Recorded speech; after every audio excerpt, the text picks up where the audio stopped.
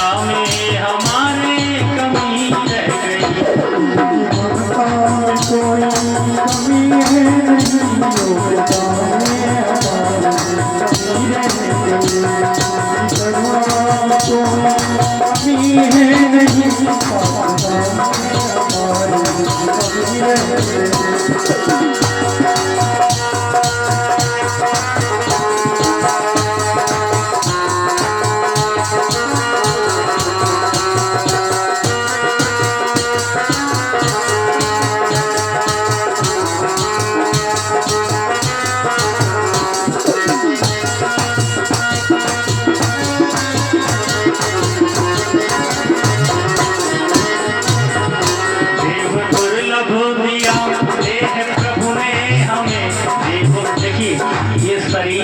देवताओं को भी दुर्लभ है। देवता बार बार याचना करते हैं ठाकुर जी से, प्रभु इस जन्मभूमि ये जो भूमि है इस पर हमें जन्म दीजिए, भारत भूमि में हमें जन्म दीजिए, ये देह हमको मिले। क्यों? क्योंकि जब हमको ये देह मिलेगी, मैं देह रूप में वहां जाकर के जन्म लूंगा तो मुझे भगवान का भजन करने को मिलेगा, मुझे भगवत धाम के दर्शन करने को मिलेंगे, मुझे संतों का संग मिलेगा। क्यों? क्योंकि ये स्वर्ग में सुलभ नहीं है। स्वर्ग में क्या होता है? स्वर्ग में जो हम और आप पुण्य करके जाते हैं उसको भोगते हैं। तो देवता भी याचना करते हैं कि देव दुर्लभ दिया देह प्रभु ने हमें, देव दुर्लभ दिया देह प्रभु ने हमें, जो है आगार दुख साधनों का विमल।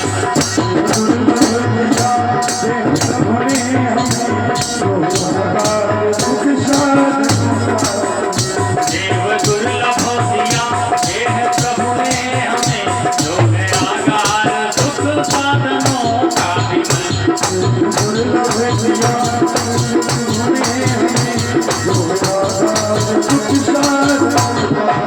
और उनकी समता में कोई कमी है नहीं, पुत्रता में हमारे कमी रह गई।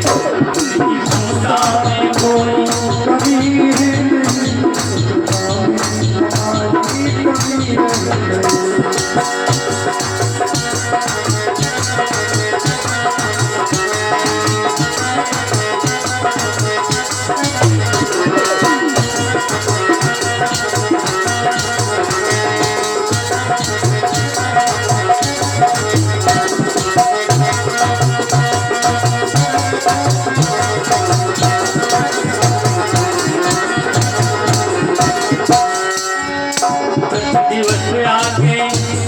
दिवस आके मिलते हैं हमको प्रभु, दिवस आके मिलते हैं हमको प्रभु, फिर भी उनको न हमने निहारा है।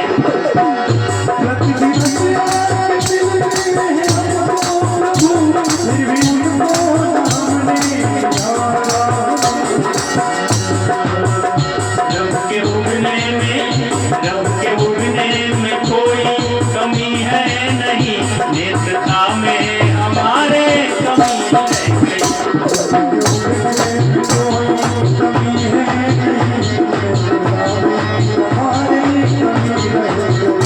उनकी करुणा में कोई कमी है नहीं, पात्रता में हमारे कमी रह गई।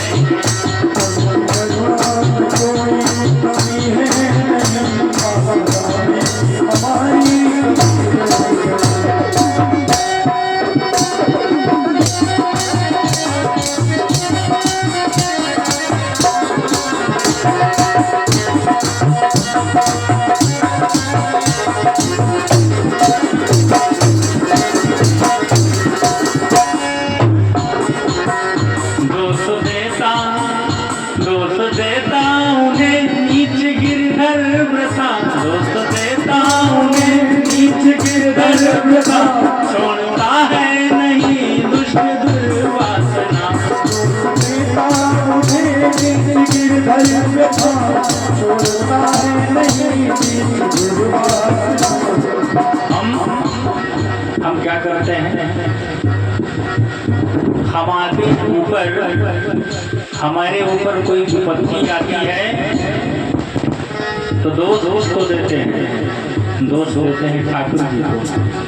भगवान ने ऐसा किया है, अरे अपने अंदर झांक कर देख मूर्ख, ये तेरे कर्म है, इसको तू भोग रहा है आज। अपने अंदर व्यक्ति नहीं देखता हमने क्या पाप कर्म किए हैं कि दोष देता उन्हें नीच गिरकर वृथा छोड़ता है नहीं दुष्ट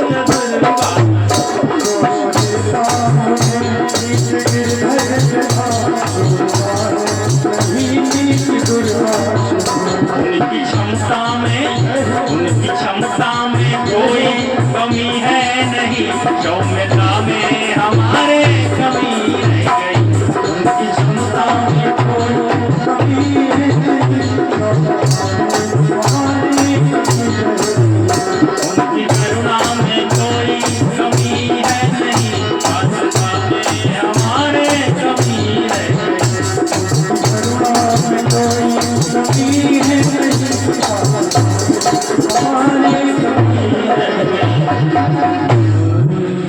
नहीं, भगवान जी हमारे ऊपर अद्भुत कृपा, भारत में जन्म दिया, ये मनुष्य शरीर दिया। भगवान ने क्यों दिया? इसको इसीलिए दिया है कि शरीर से आप इसको हमारे ऊपर ही लगाएं, अपने में लगाने के लिए दिया है।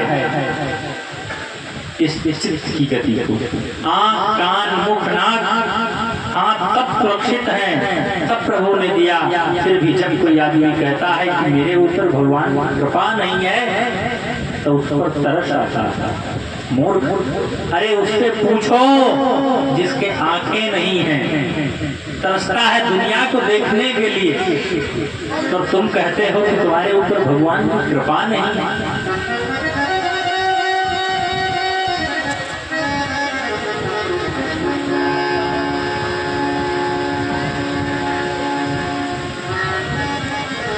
एक नगर का सेठ मंदिर के बाहर भिक्षा मांगा, तो एक नौजवान से बोला, श्रीमान, भिक्षा मांगते हुए व्यक्ति को देखा तो बोला, श्रीमान आप भीख क्यों मांगते हो? तो उसने कहा, मैं क्या करूं? श्रीमान जी ने कहा, तुम ऐसा करो, तुम्हारे पास भगवान ने 2 हाथ दे रखे हैं, आंख हैं, तो एक हमको दान कर दो। आप दान कर देंगे तो मैं तुम्हें 1 लाख रुपए दे दूंगा। बोला, नहीं, मैं आँख क्यों दान कर दूं? खुद काना हो जाऊं? ये कोई अच्छी बात नहीं है। तो बोला, अच्छा ठीक है, तो तुम्हारे 2 हाथ हैं तो 1 हाथ दे दो, मैं तुमको 1 लाख रुपए दे दूंगा। तो बोले, अच्छा तो लूला हो जाऊं? तो बोले, चलो कोई बात नहीं, 1 पाँव दे दो, तुम्हारे 2 पाँव सुरक्षित हैं। तो बोला, अच्छा पाँव दे करके फिर लंगड़ा बन जाऊंगा, कैसे चलूंगा? तो जिन अंगों को तुम देखते हो उनको ना दो, मगर जिन अंगों को तुम नहीं देखते हो उनको दे दो, तब भी मैं तुम्हें 1 लाख रुपए दे दूंगा। बोले कि अपनी किडनी दे दो। भाई किडनी नहीं दिखाई पड़ रही, उससे आप ना लूले होंगे ना लंगड़े होंगे। तो बोला, अच्छा, और मैं इस किडनी का 10 लाख रुपए आपको दूंगा। सारे अंगों का उसने सौदा किया, पर वो तैयार नहीं हुआ। तो श्रीमान ने उसको जुड़ाया, तो उसके सभी अंगों की कीमत 50 लाख रुपए। तो 1 लाख होने पर व्यक्ति लखपति हो जाता है, और कह रहे हैं तो तुम 50 लाख का मालिक है। तो उसको भगवान ने फ्री में 50 लाख दिए, और तो भीख मांगता फिर रहा। भगवान ने हमको क्या नहीं दिया, हमको सोचना चाहिए। और हम कहते भगवान ने हमें कुछ नहीं दिया ना। भाई जगत में अगर हम बेचें, क्या हम पैसा ले करके खरीदे हैं शरीर को? ये ईश्वर के द्वारा प्रदत्त शरीर है। और भौतिक जगत में भी इसका करोड़ों अरबों खरबों मूल्य है। ये तो हमने समझाने के लिए आपको 50 लाख बताया, लेकिन इसकी कोई कीमत नहीं। क्यों? क्योंकि यही जो इसी शरीर के द्वारा बनाया हुआ संबंध है, वही जब छूटता है तो बड़ी पीड़ा होती है हमको। यदि कमाने वाला पिता गुजर जाए तो पूछिए उसके परिवार से क्या हालत होती है। और हम कहते हैं कि भगवान ने हमें कुछ नहीं दिया। अरे मूर्ख, अपने विवेक बुद्धि से विचार कर एक बार। इस शरीर को केवल परमार्थ कार्यों में लगाओ। जिंदगी एक किराए का घर है, एक न एक दिन निकलना पड़ेगा। हमको ये ध्यान में रखना चाहिए और भजन को याद रखना चाहिए। बाबा भोलेनाथ गाते हैं कि सगुण ही अगुण ही नहीं कछु भेदा, गाँव ही मुनि पुराण बुध वेदा। अगुण आरोप अलख जग जोगी, तुम प्रेम सगुण सोई।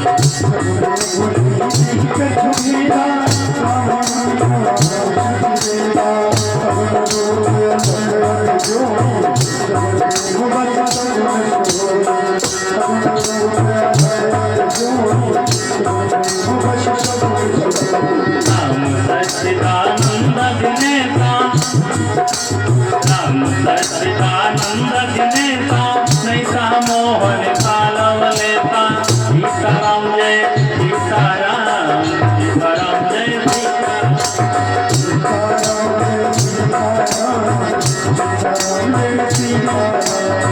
सीताराम जय सीताराम, सीताराम जय सीताराम।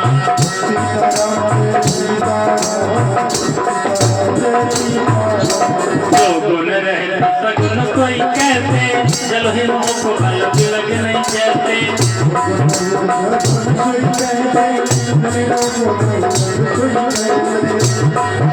जैसे निर्गुण और सगुण दोनों एक हैं, दोनों एक हैं। निर्गुण को भी ब्रह्म मानते हैं, सगुण साकार को हम ब्रह्म मानते हैं। दोनों एक हैं, अलग नहीं है। तो निर्गुण भगवान भक्तों के प्रेम के कारण सगुण बन आते हैं। सगुण स्वरूप धारण करके, क्यों? भक्तों को आनंद दिलाने। जैसे शिव बाबा ने कहा, देवी जैसे पानी द्रव अवस्था में, सहज अवस्था में बढ़ता रहता है, वही तापमान इस शून्य स्थिति में आने पर बर्फ बन जाता है। निर्गुण जल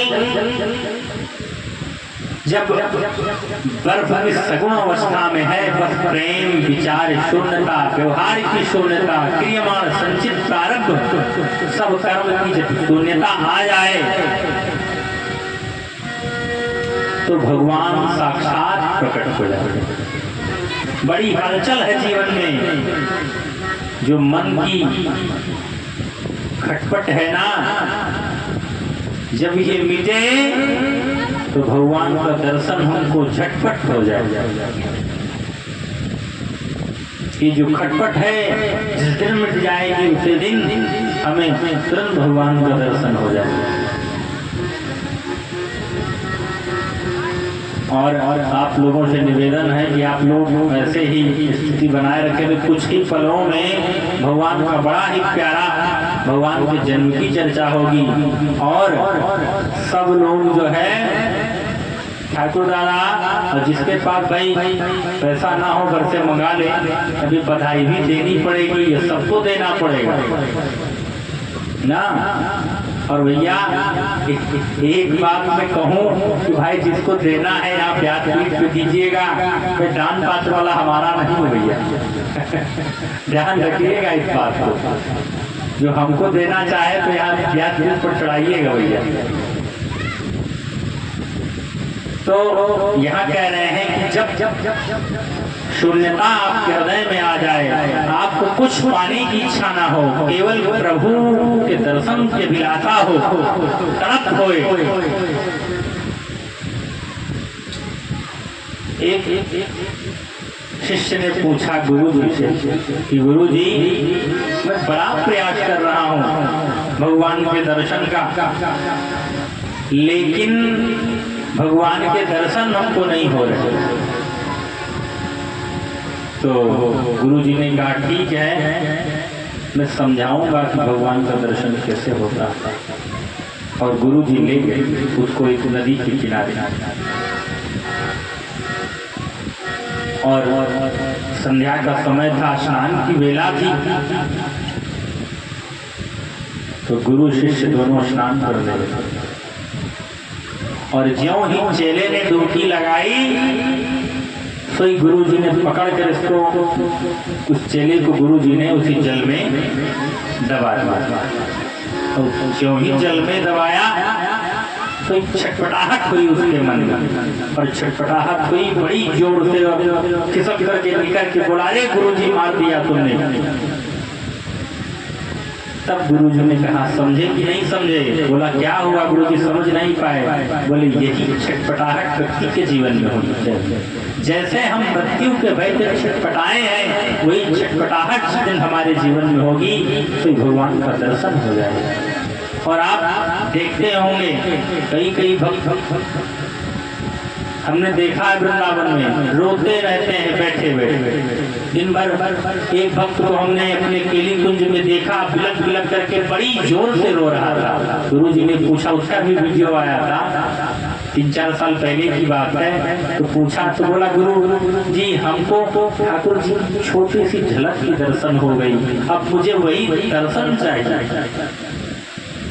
तो गुरु जी ने कहा हाँ, लेकिन इसका बखान मत करो जाकर। एक छटपटाहट आपके हृदय में बनी रहेगी तो अवश्य ठाकुर जी आपको दर्शन देंगे। राम कहत चल, राम कहत चल, राम कहत चल भाई रे।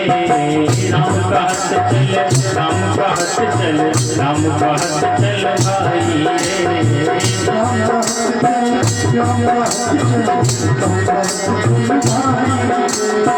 राम कहत चल, राम कहत चल, राम कहत चल भाई रे।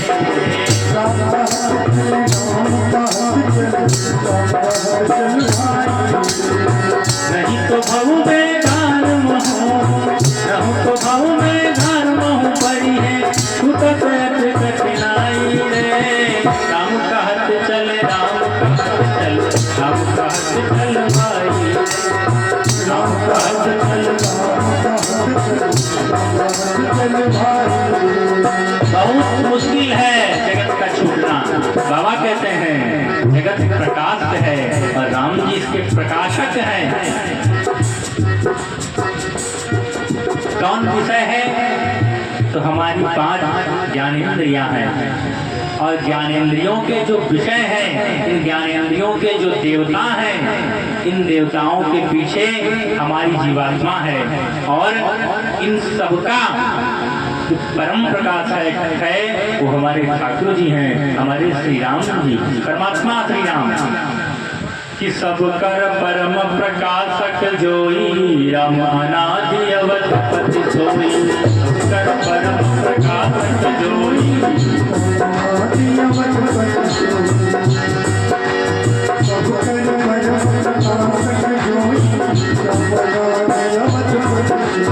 बाबा जी माँ को समझाते हैं माया के प्रभाव के कारण जगत हमको सब जान छोड़ता है। हमको लगता है कि यही सब सत्य है। क्यों? क्योंकि हमारे अज्ञान के कारण हमको ये मालूम पड़ता है। आपका जन्म होता है, हम आते हैं, धीरे धीरे देखते हैं, हमको कुछ नहीं पता होता है कि जगत में हमारा कौन माई बाप है, हम यहाँ तक नहीं जानते। बाकी तो छोड़ दीजिए, हम अपने माई बाप को भी नहीं पहचानते। लेकिन धीरे धीरे जैसे जैसे हम जगत के काबिल होते जाते हैं, हम जगत में बनते चले जाते हैं। उंगली पकड़ करके पिताजी चलना सिखाते हैं और बताते देखो देखो ये बड़े भैया हैं आपके, ये ताऊ जी हैं आपके, बाबा है, नाना है, नानी है। ऐसे करके हम जगत में बनते चले जाते हैं। और ऐसे करते करते हमारी बहुत उम्र बीत जाती है। और अज्ञानियों के जो साथ हम रहते हैं तो धीरे धीरे हम भी उसी मार्ग पर चल देते हैं, क्योंकि जैसा हमारा संग होगा वैसे ही हम हो जाएगा। साधु के साथ रहने वाला व्यक्ति साधु इसलिए होता है क्योंकि संग का प्रभाव होता है। तो जब सांसारिक संबंधों में रहते हैं तो हमें भी इस संसार की माया, इस सांसारिक प्रपंचों की माया जकड़ लेती है। और जासु सत्यता ते जड़ माया भस सत्य मोह सहाया।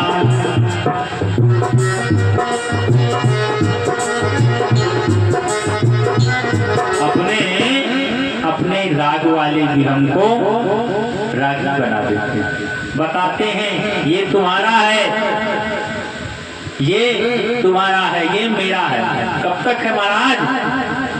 जब तक है केवल ये तभी तक है, मरने के बाद ना ये हमारा है ना ये तुम्हारा है, तो सब यहीं का धरा का धरा रह जाएगा। ये भूधरा जिस पर हम बैठ करके चर्चा सुन रहे हैं, न जाने कितने लोग आए, कितनों की हुई और कितने छोड़ करके चले गए। हम सोचते हैं कि ये जमीन हमारी है। अब तो ऐसी विडंबना है महाराज कि धार्मिक कार्य भी व्यक्ति जल्दी नहीं होने देता। अगर कहीं सामाजिक कार्य किसी जमीन पर होने लगेगा तो व्यक्ति सोचेगा अरे कहीं ऐसा न हो कि कब्जा हो जाए जमीन पर। अरे राम राम राम राम, तुमको सोचना चाहिए इस बात को कि कितने हमारे बड़े सौभाग्य हैं। इस जमीन पर हमारे भगवान की चर्चा होने जा रही है। छोटी सी भूमि के टुकड़े के लिए हम न जाने कितने लोग आए और कोई साथ ले करके नहीं गया। और सबसे बड़ी बात, जीवन का भरोसा नहीं है कि हम जो आस लगाए बैठे हैं कि हम 100 साल तक जिएंगे, इसका कोई भरोसा नहीं कि हम 100 साल तक जिएंगे। ये जीवन पानी का बुलबुला है, कब फूट जाए ये बुलबुला कोई भरोसा नहीं। अम्मा बैठो, काहे जा रहे, खाना खा नहीं आएगा?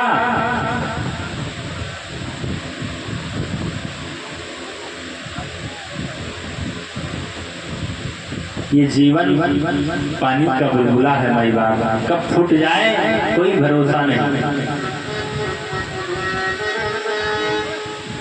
दोनों जगह के बाद साथ से नहीं रहा है ना, साथी तो भाई विचित्र घटना हुआ था। दो जगह साथी रहा, एक के नाम रहा रामू, एक के नाम रहा श्यामू। दोनों जने चले भाई, तो रास्ते में चले तो देखी नहीं मिठाई दुकान, और मिठाई दुकान देखी तो उनका मिठाई खवा ला के जलेबी बढ़िया बनल देखी, कहीं यार जलेबी ताजी ताजी बन रही है, खाए मन होगा तो कहीं यार पैसों तो जेब में नहीं, खावा कैसे जाए, कहीं चलो अच्छा भाव तो पूछ ली जाए। गए भाई हलवाई के पास, कहीं भैया कै रुपया किलो दे रहे हो? बताइए 100 रुपया किलो। अच्छा, तो जब रामू रहा कहीं भाई तो लोग 250 ग्राम लगा लगाएंगे, तो कहीं यार पैसा नहीं जाओ, मेरे खाए दियो, पैसा देखा जाइए, पहले खाए तो ली, पैसा तो बाद में मांगी, पहले खाए दियो। तो सरके जने रहा कहीं जब ही खा तो दोनों के हो तो नमार हो, दोनों गए कहीं कार एक सेकेंड पहले हम रेट पूछी वैसे तो पूछे कार रेट है तो बताई। अच्छा 250 ग्राम खाए लग भाई, तो पहले रामू नहीं ना, तो बेचारे खाए पे पहले न, और खाए के हाथ में पहुंचे न चले लगे। तो दुकानदार देखी इधरे भैया पैसा तो दे दियो, तो कहीं पैसा तो कहा देना है आपका, कहीं पैसा दे रहा है, बेवकूफ समझोगा हमका, कहीं बेवकूफ समझे पैसा दे नहीं तुमका, कहीं पैसा कहाँ दे आप भैया हुए लाभ मारो, पैसा दे कहे नहीं दे, उनका दे चली जाओ भाई। अब श्यामू देखे कहीं दुकानदार कहीं अरे मार करत में कहूँ हमार 10 रुपया न भूल जाए जब देन है, तो तो सोची कि लागत हमारे बुद्धि खराब है, इनका लागत दही न है पैसा। नहीं तुम्हार तो न भूल गए, तुम्हार तो देखो हम जानी है कि नहीं दही। तो वो कहे अच्छा हम नहीं देंगे, इनसे पूछो ही देखी नहीं। तो पूछे ला कहीं भैया दही, कहीं हाँ जैसे हम दे ना वैसे न हो दही। अरे मतलब ना हम ही दे नहीं।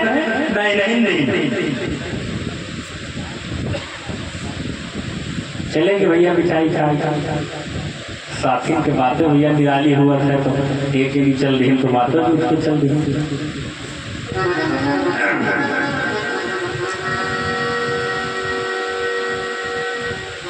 तो अपने जो रागी वाला व्यक्ति होता है वो हमको भी रागी बना देता है, जो जैसा होता है वैसा ही हमको बना देता है। और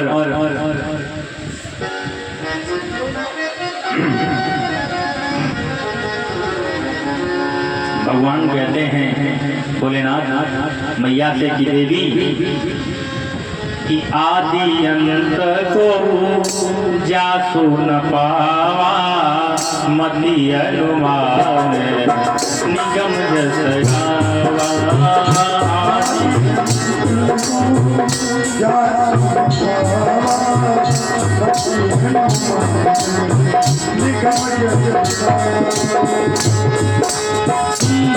पद चलई सुनई बिनु गाना, कर बिनु करवा करई विधि नाना। पद चलई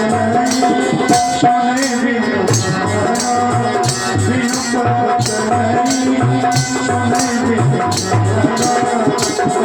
बिनु पद चलई सुनई बिनु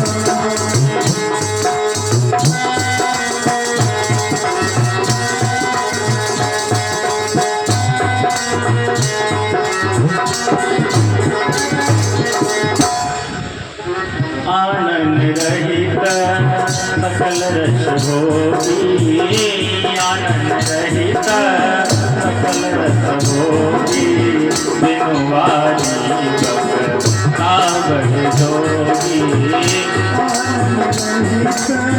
सकल रस भोगी, बिनु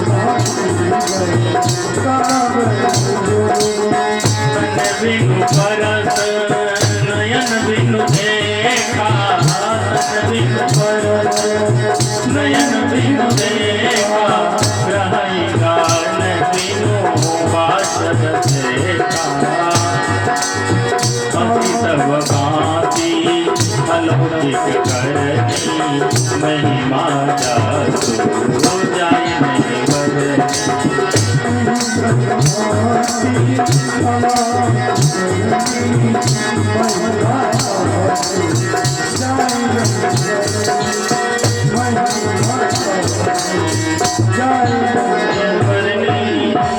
जय बगावै बदे बुध जाहि धरे मुनि ज्ञान, कोई दशरथ सुत भगत हित कौशलपति भगवान।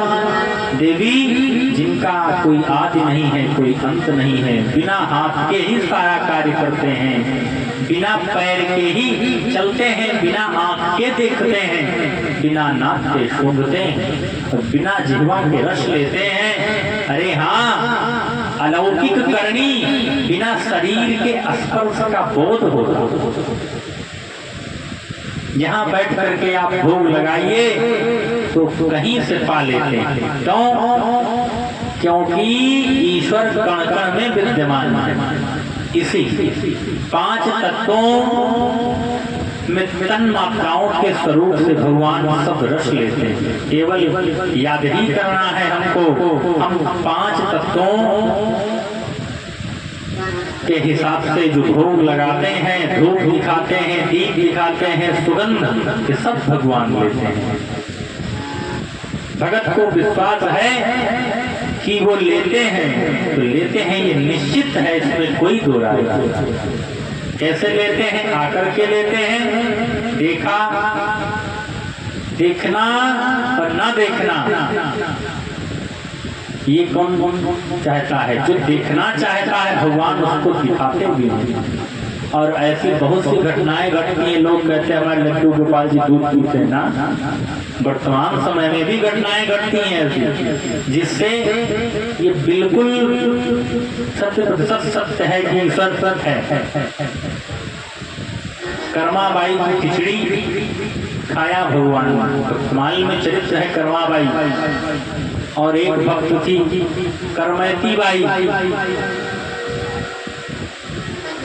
भगवान सिलसिले की कथा है भक्तमाल में। आप भगवान को भाव से निहारिए तो सही, भगवान कण कण में विद्यमान है।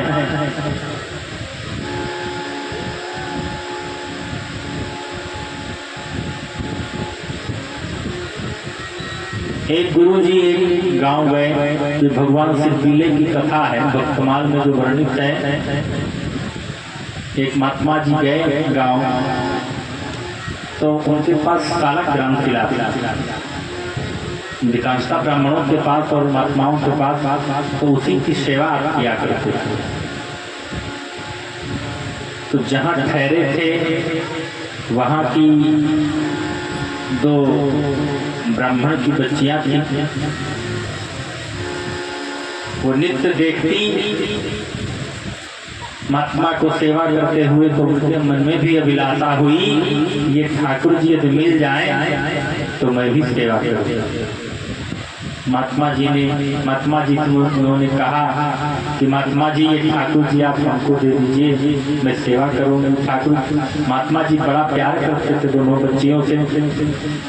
अब महात्मा जी ने सोचा कि मैं ठाकुर जी इनको दे दूं, पता नहीं ढंग से ये सेवा कर पाए या न कर पाए। और दूसरी बात यह है कि सालग्राम शिला वैसे ही स्त्रियों को वर्जित है। तो उन्होंने कहा ठीक है, मैं दे दूंगा, लेकिन अभी नहीं, जब मैं चलने लगूंगा। और महात्मा जी गए एक नदी के किनारे, और वहां से उसी रंग का काला काला पत्थर लेकर के आए दो, और ला करके और बच्चियों को चलने के समय दे दिया। बोले कि लो और सेवा करना ठाकुर जी। तो बोले इनका नाम क्या रखेंगे? तो महात्मा जी ने नाम रख दिया एक पत्थर का, ये आपके सिल्ले हैं, ये आपके पिल्ले हैं। तो वही सिलपिल्ले जी। बड़ी अद्भुत कथा है इसके भक्तमाल में। हमने तो सुना है, सुन करके सुना रहे हैं, हमने पढ़ा नहीं है। तो उसी पत्थर की पूजा करती है। देखिए भगवान भाव के भूखे होते हैं, तो उसी पत्थर की वो बच्चियां पूजा करने लगी, और ऐसे पूजा करने लगी कि पूछे मत। उसी भाव में मस्त रहती। बड़ी हो गई, धीरे धीरे विवाह का समय हुआ, विवाह हुआ उनका। और जब विवाह हुआ ससुराल गई, तो वहां भी उसी भाव से सासू माँ ने देखा कि ये तो कोई काम नहीं करती, तो दिन रात उसी में। तो कहा ऐसा करो, इसको फेंकवा दिया जाए, उचित रहेगा।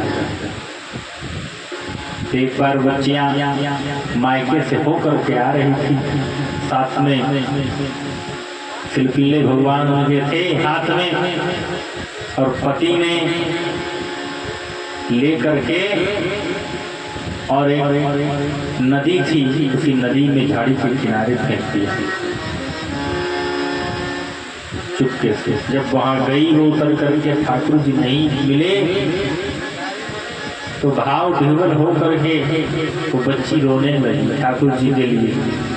बड़े करुण स्वर से उसने ऐसा कि ठाकुर जी को आना पड़ा वहां पर। ये भक्तों के भाव की महिमा है कि भगवान ने विदुर जी के यहाँ जाकर के साग को खाया। दुर्योधन घर मेवा त्यागी, साग विदुर घर खाए। तो प्रभु ने दुर्योधन के घर की मेवा को त्याग दिया और विदुर जी के यहाँ साग को खाया। क्यों? क्योंकि भगवान भाव के भूखे हैं, पदार्थ के भूखे नहीं हैं। लेकिन यहाँ पर भी एक हमारा आपका दायित्व बनता है ये कि भगवान अधिकांशता इस बात को कहिए तो भगत यही कहेगा, कहिए भगत जी 50 रुपया चढ़ाइए। अरे कहा महाराज जी, वही बात आप कहते हैं कि भगवान भाव के भूखे हैं, यहाँ आप 50 रुपये चढ़वाइए, कौन सी बात है?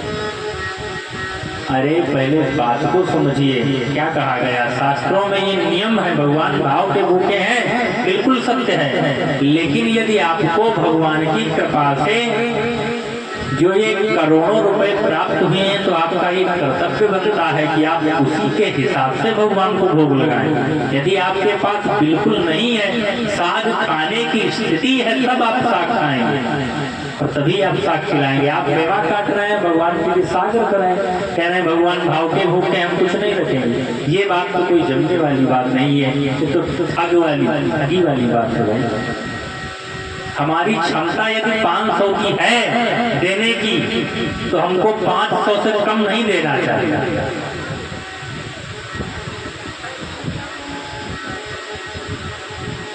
उसमें कटौती नहीं करनी चाहिए। तो राम नाम का स्मरण, और वो तो कह रहे हैं कि गौ माता के खुर के समान इस संसार के सागर को पार कर लेता है जो प्रभु के नाम का स्मरण करता है। देवी राम जी परमात्मा है, आपकी वाणी ये उचित नहीं है कि राम जी, क्या वही राम जी है या कोई और है? ये वाणी आपकी उचित नहीं है। राम भगवान है, राम नारायण है, ऐसा संशय यदि मन में आ गया हृदय में, तो ज्ञान वैराग्य जितने भी गुण हैं जीव के वो समाप्त हो जाएगा। इस बात को आपको ध्यान रखना चाहिए। माँ ने कहा प्रभु जिस कारण से परमात्मा को अवतार लेना पड़ा, मुझे वह कथा सुनाइए, मैं उस कथा को सुनना चाहती हूँ। तब बाबा ने कहा देवी यह मंगल कथा मैं आपको सुनाऊंगा जो कागभूषुंडी जी ने गरुड़ जी को सुनाई है।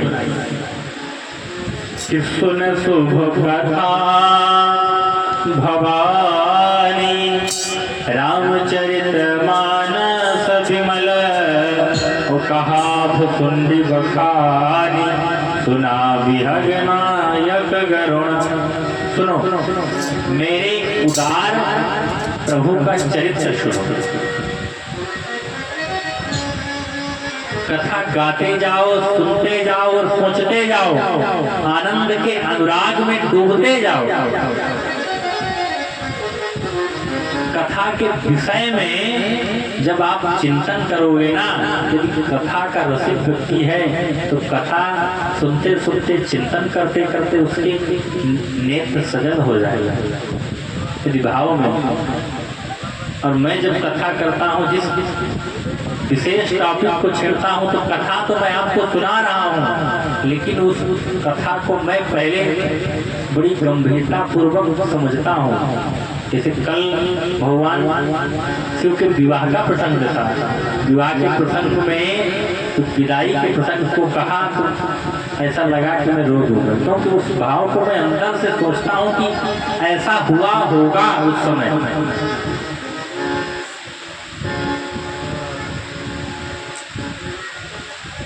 तो कैसे रस है इसका हमें आनंद लेना चाहिए। बुद्धि का यहाँ पर कोई काम नहीं है, ज्यादा बुद्धि मत लगाइए, रस में डूबते जाइए। जितना लिखा है उसी का स्मरण करते रहिए। बाबा ने कहा देवी राम जी बुद्धि मन वाणी से अतर्क है, यह मेरा मत है कि स्वयं भगवान शिव कह रहे हैं कि राम अतर्क बुद्ध मन वाणी उम्मत हमारे सुन ही सयानी। राम जी कैसे अवतार लिए हैं, कब लिए हैं, क्यों लिए हैं, जैसे मेरे समझ में आया वो मैं आपको सुनाऊं। अब बाबा कह रहे हैं कि जब जब होई धर्म कई हानि बढ़ई असुर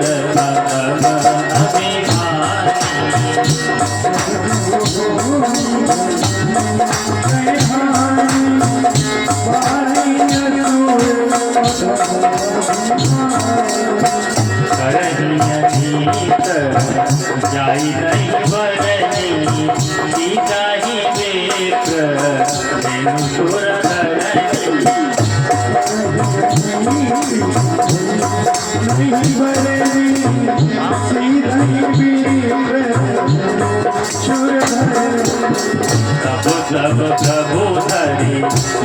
सरिया हरहि कृपानिधि सज्जन पीरा। शरीरा हरे अब इस कारण को अब सब लोग समझ गए। मेरे बाबा जी ने कहा कि जब जब हो धर्म की हानि, जब जब धर्म की हानि होती है अधर्म बढ़ता है। लेकिन कैसे?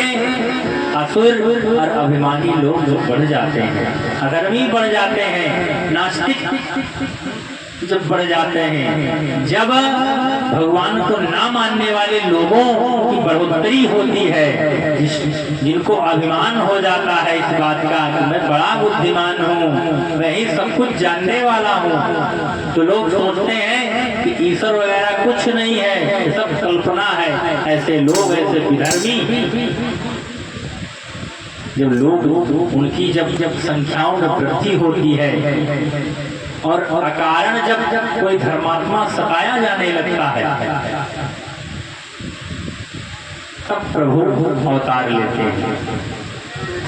जब ब्राह्मण, गौ माता और धरती को क्लेश होता है, अरे अभी तो कुछ नहीं, हम लोग अभी सोचते हैं कि फला व्यक्ति विरोध कर रहा है, अभी कुछ नहीं, अभी हम लोग कम से कम इतना स्वच्छंद तो है कि बैठ करके कथा को सुन रहे हैं। आगे तो ऐसा समय आएगा कि जो कथा करने वाला है, कोई जान गया कि फला व्यक्ति कथा करने वाला है, तो जो पिटाई होगी पूछे मत। ऐसा समय आएगा, यहाँ हम 150 लोग बैठ करके कथा श्रवण कर रहे हैं, कोई एक व्यक्ति कथा श्रवण करने वाला नहीं मिलेगा। कथा के नाम से व्यक्ति को घृणा होने लगेगी। ऐसा समय आया। यह समझना होगा कि त्रेता में रावण के राज से आज की स्थिति अच्छी है, क्योंकि त्रेता में रावण का इतना आतंक था कि कहीं कथा नहीं हो पाती, कहीं यज्ञ नहीं हो पाता था, कहीं भगवत स्मरण लोग कर नहीं पाते। आज तो अभी सब हो रहा है, लेकिन इसके बावजूद भी लोग कहते हैं कि बड़ा अनाचार है साहब, हमारे साथ बड़ा अत्याचार हो रहा है, बड़ा भ्रष्टाचार है। हमको तो लगता है कि भ्रष्टाचार तो सरकारी प्रमाण पत्र दे देना चाहिए, कारण समझने वाला नहीं है। अरे समझने की परिस्थिति नहीं है, जो समाज की स्थिति है, छोटे छोटे स्वार्थ में आदमी क्या से क्या कर बैठता है। आप देखिए, आए दिन कभी यहाँ बम ब्लास्ट तो कभी वहाँ बम ब्लास्ट ना, ऐसी घटनाएं हमारे आपके सामने देखने को मिलती हैं। आतंकी पैदा कौन करता है, इस पर विचार करना चाहिए।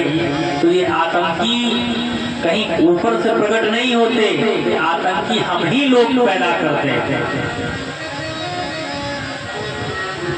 बाढ़ई असुर अधम अभिमानी, अनीति कैसी वर्णन नहीं। गौ हमारी माता है, लेकिन आज भारत में हजार हजार गौ माताएं नृत्य करती हैं। कितना भी हम लेकिन स्थिति समाज की ऐसी बनी है कि रुक नहीं रही है।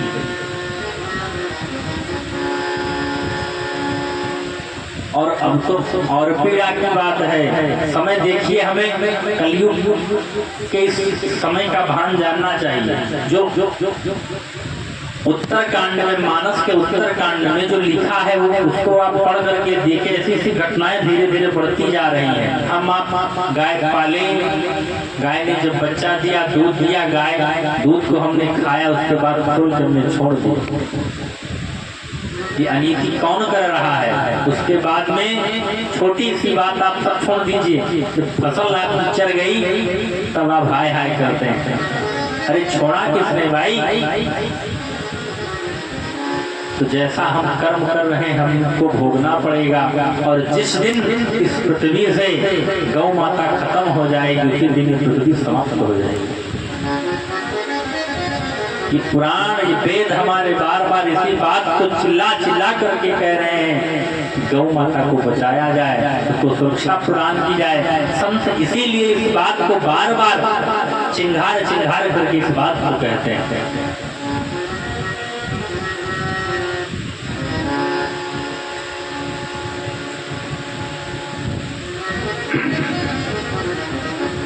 कि कहूँ महि समान सुधेनु खर अज खल निशाचर भक्षहि। रावण के आतंक उस समय था, ऐसा आतंक था कि गायों को वहां काट करके खाया जाता है, ऐसी स्थिति थी। लेकिन इस बात को भी हमें ध्यान रखना है, उस स्थिति में भी भगवान ने अपनी स्थिति को बनाए रखा। क्यों? क्योंकि ऐसी स्थिति होने पर भी वहां भक्त जितना थे, विभीषण जी जैसे, त्रिजटा जी जैसी, ये भगवान की माया है। जहां पर कोई भक्ति का कोई कार्य नहीं कर सकता था, कोई यज्ञ नहीं कर सकता था, उसी के घर में भक्त पल रहे थे। तो भगवान की माया विचित्र है। तो असुर मार थापै सुरन राखै निज श्रुति सेतु, जग विस्तारे बिसद जस राम जन्म कर हेतु। जब धर्म की एक गति होती है तब भगवान अवतरित होते हैं और आकर के यही कहते हैं कि असुरों को मार करके धर्म की स्थापना करते हैं। भगवान दुष्टों का संहार करते हैं सज्जनों की रक्षा करने के लिए। परित्राणाय साधूनां विनाशाय च दुष्कृतां धर्म संस्थापनार्थाय संभवामि युगे युगे। भगवान आएंगे, कब आएंगे? तभी आएंगे। और कहाँ आएंगे? तो कथा में आएंगे। अधीर होकर के जो भक्त भगवान को बुलाएगा तब भगवान को अवश्य आना पड़ेगा।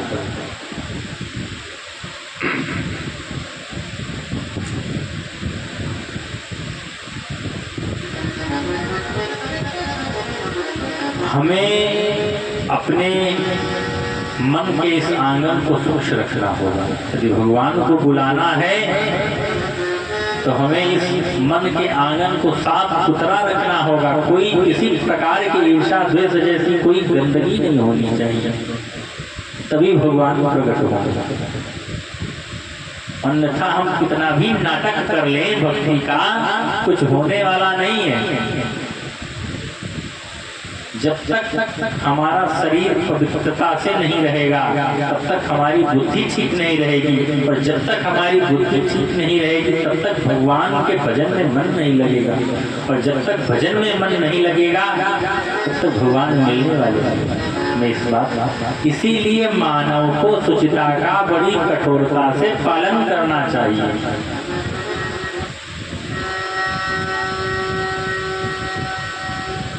हमें जो सेवन नहीं, क्योंकि ये शरीर मंदिर है और मंदिर को स्वच्छ रखना चाहिए, और हम अनर्गल चीजों का सेवन करते हैं, मदिरा पान करते हैं, मांस भक्षण करते हैं। मांस को खा करके उसके बाद में खूब घंटी हिलाते हैं, ओम जय जगदीश है। घंटी हिलाने से कोई मतलब नहीं है। अरे पहले अपने चित्त को तो सुंदर करिए आप।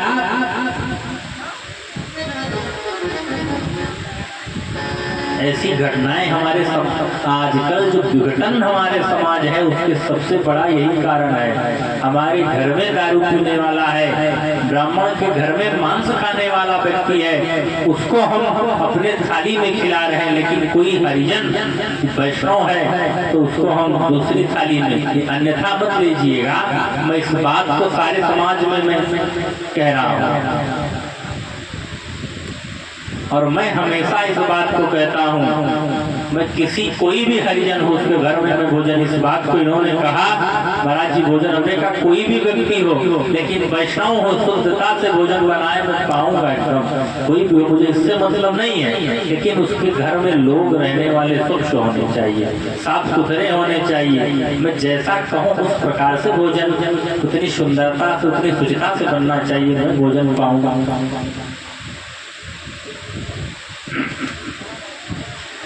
कि तुमने आंगन नहीं बुहारा, और कैसे आएंगे भगवान, कैसे आएंगे। तुमने आंगन नहीं